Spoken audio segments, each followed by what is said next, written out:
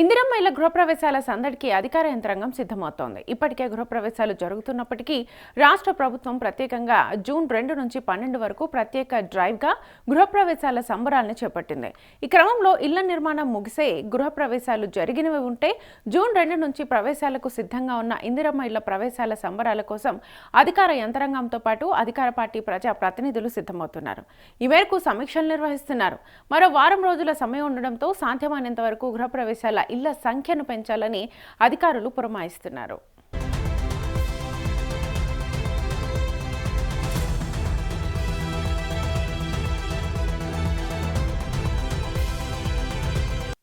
మొత్తంగా రాష్ట్ర అవతరణ దినోత్సవం నుంచి 10 రోజుల పాటు హన్మకొండ జిల్లాలో ఇందిరమ్మ గృహప్రవేశాల కార్యక్రమం సందడి చేయనుంది. హన్మకొండ జిల్లాకు మొత్తంగా 8,338 ఇళ్లు మంజూరయ్యాయి. వీటిల్లో పనులు ప్రారంభించిన ఇళ్ల సంఖ్య 6,663. వీటిల్లో నిర్మాణంలో బేస్మెంట్, రూప్ లెవెల్, స్లాబ్ దశ ఇలా వివిధ దశల్లో నిర్మాణాలు ఉన్నాయి. ఇంకా వర్కౌట్ చేయాల్సిన ఇళ్లు 1,675. వీటిని మినహాయిస్తే నిర్మాణం పూర్తయిన ఇళ్ల సంఖ్య 2,153. పూర్తయిన 2,153 ఇళ్లలో కొన్ని గృహప్రవేశాలు పూర్తయ్యాయి. లబ్ధిదారులు ఇళ్లలోకి చేరారు.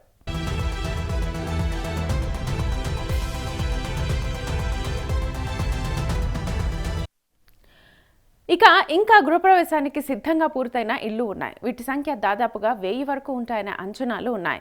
వీటిల్లోనే జూన్ 2 నుంచి గృహప్రవేశాలు జరగనున్నాయి. ఇందుకు సంబంధించి అటు లబ్ధిదారులు కూడా ప్రవేశాల కోసం ఏర్పాట్లు చేసుకుంటున్నారు. జూన్ 2 నుంచి 12 వరకు ఆయా తేదీల్లో లబ్ధిదారులు ప్రవేశాలు జరిపే వివరాలను అధికారులు సేకరిస్తున్నారు. ఈ మేరకు ప్రజా ప్రతినిధులు ఇందిరమ్మ గృహప్రవేశాలకు హాజరై తమ నియోజకవర్గాల్లో ఇళ్లను ప్రారంభించనున్నారు.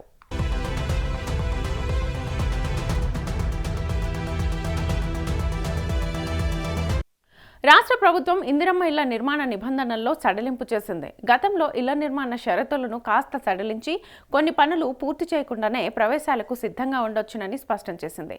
ఈ ఇళ్లకు తుది దశ బిల్లు ₹1,00,000 చెల్లింపునకు కూడా అంగీకారం తెలిపింది. ఈ క్రమంలో లబ్ధిదారులు ప్రస్తుతం తమకు ఉన్న ఆర్థిక స్తోమతతో ఆ మేరకు ఇళ్ల నిర్మాణాన్ని పూర్తి చేసి ప్రవేశాలకు సిద్ధంగా ఉంచుతున్నారు. తుది దశ బిల్లు చేతికి అందడం, ఆ తర్వాత మిగతా హంగులను పూర్తి చేసేందుకు సిద్ధపడ్డారు. ఈ క్రమంలో ఇందిరమ్మ ఇళ్లు కొంత వేగంగా పూర్తయ్యేందుకు అనువైన పరిస్థితులు నెలకొన్నాయి. ఇప్పటి వరకు ఇళ్ల నిర్మాణానికి సంబంధించి లబ్ధిదారులకు మొత్తంగా చెల్లించిన బిల్లులు 17,455 కోట్లుగా ఉంది.